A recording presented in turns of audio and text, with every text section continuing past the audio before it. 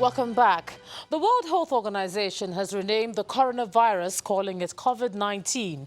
The CO stands for corona, the V for virus, and the D for disease, while 19 refers to the year it was discovered.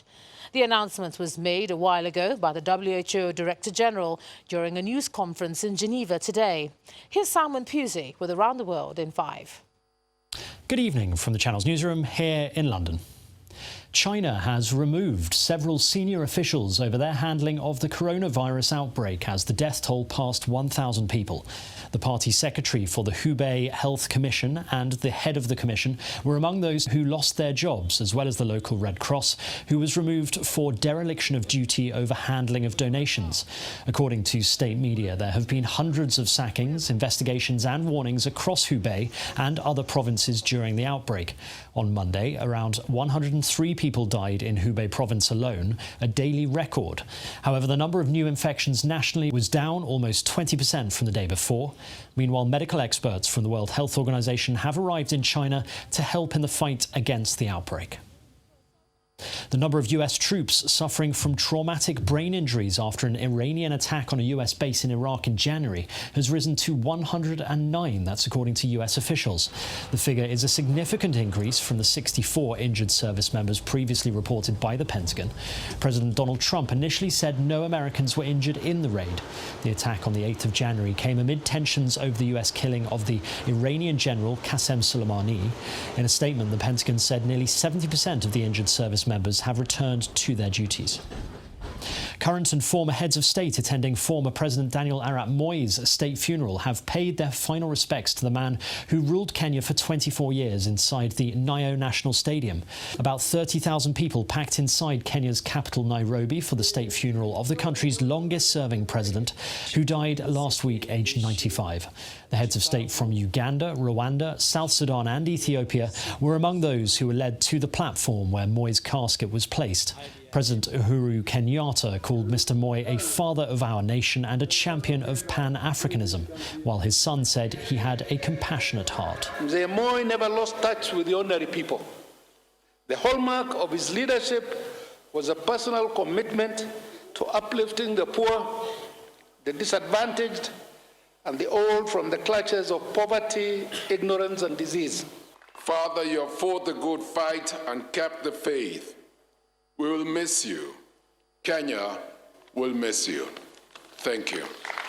Heavy rains in New South Wales in recent days have led to hopes that all the bushfires in the Australian state could be out by the end of the week.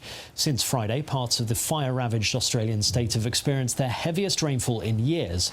The rain caused widespread flooding, with hundreds of people needing to be rescued. But the New South Wales Rural Fire Service said the deluge has also extinguished 30 fires, leaving only 4 uncontained. In total, 24 fires remain burning across the state. Officials have renewed wet weather warnings for parts of the coast and the neighbouring state of Queensland, but said the heaviest downpours had passed by Tuesday. At least 6 people have died across Europe as Storm Ciara moves east, shutting down transport and leaving hundreds of thousands of people without power. One man died after his boat capsized in southern Sweden. One other person on board remains missing. 2 people were killed in their cars, one in Germany and one in Slovenia. At least 15 people have drowned when a boat carrying Rohingya refugees sank off the south coast of Bangladesh. Local authorities said the boat was destined for Malaysia and included Rohingya refugees from camps in Bangladesh. All of the dead bodies recovered are reportedly of women and children. Rescuers had saved 73 people from the vessel, which had set sail early on Tuesday, packed with refugees trying to make their way to Malaysia from camps near the resorts of Cox's Bazar in Bangladesh. Many are still missing. Mali's President Ibrahim Boubacar Keïta says the authorities are now prepared to talk with jihadist groups in the hope of ending an insurgency that has made swathes of the country ungovernable and stoked ethnic violence. The army has suffered increasing losses in recent months at the hands of Islamist fighters who have also stepped up attacks on soldiers and civilians in neighbouring countries in the Sahel region, particularly Burkina Faso.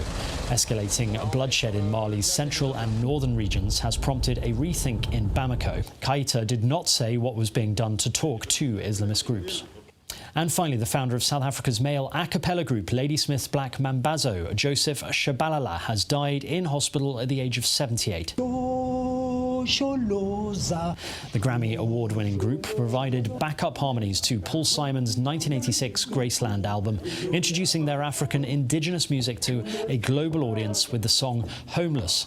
Over their long career, they also worked with musicians Stevie Wonder and Dolly Parton, amongst others.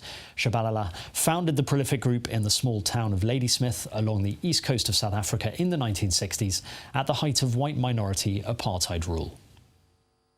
And that's your international news around the world in 5. Thanks a lot, Simon. On to some sports. Here's Charles Eruka.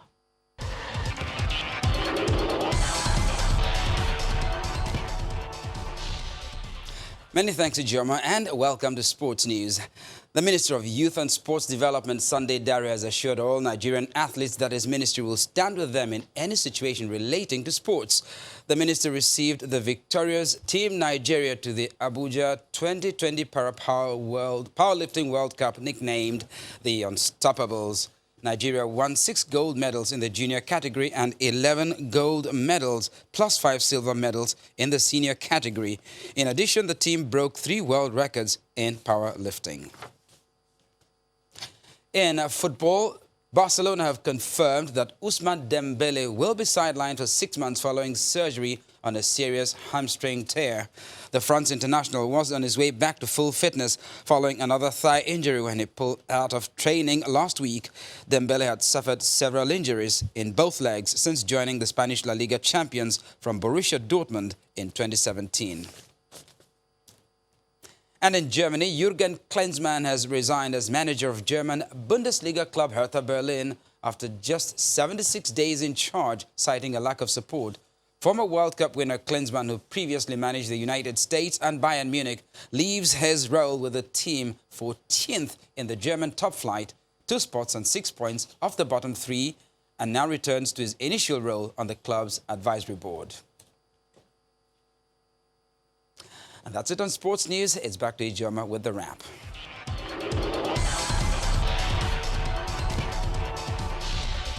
Thanks a lot, Charles. And the main news again. The Supreme Court today dismissed the appeal by Senator Heineken Lukwabiri challenging the choice of David Lyon as a candidate of the All Progressives Congress in the November the 16th governorship election in Bayelsa State. The Apex Court ruled that Senator Lukwabiri filed his appeal out of time.